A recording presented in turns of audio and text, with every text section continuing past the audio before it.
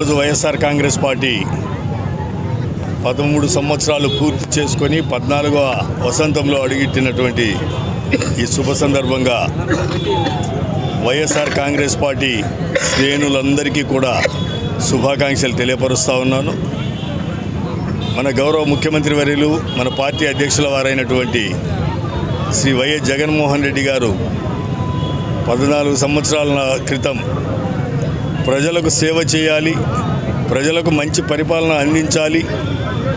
తన తండ్రి గారైనటువంటి కీర్తిశేషులు దివంగత వైఎస్ రాజశేఖర రెడ్డి గారి ఆశయాలతో ఈ పార్టీని ముందుకు నడిపించాలి,